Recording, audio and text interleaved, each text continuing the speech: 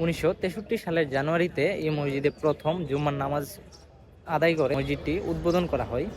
তারপর 1968-তে এই মসজিদের সম্পূর্ণ নির্মাণ কাজ শেষ হয়ে যায়।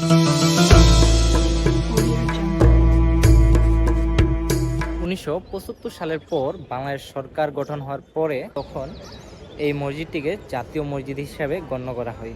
জানলে অবাক হবেন যে 2008 সালে সৌদি সরকারের অনুদানে এই মসজিদটি আরও বড় এবং বিস্তার করা হয়। এখানে কিন্তু অসংখ্য দর্শক, অসংখ্য টুরিস্ট, অসংখ্য মানুষ আসতেছে শুধু এই মসজিদটা দেখার জন্য। শুধু যে পুরুষরা আসতেছে তাই নয়, পুরুষদের সাথে সাথে এখানে অনেক মহিলারাও আসতেছে শুধু মসজিদটা এক নজর দেখার জন্য।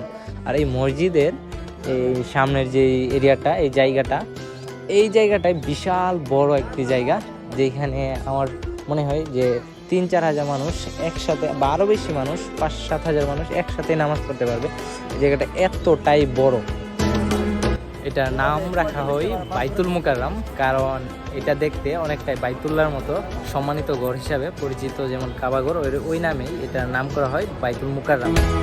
নামটা বেশ ইন্টারেস্টিং। আর এটার স্ট্রাকচারটা যে নকশা করছে উনি পাকিস্তানের ছিল, আব্দুল আজিজ সম্ভবত উনি।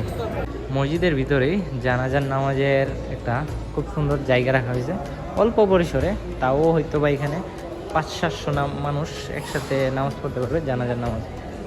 এই জায়গার ভিতরের পরিবেশটা একটু দেখেন, ঠিক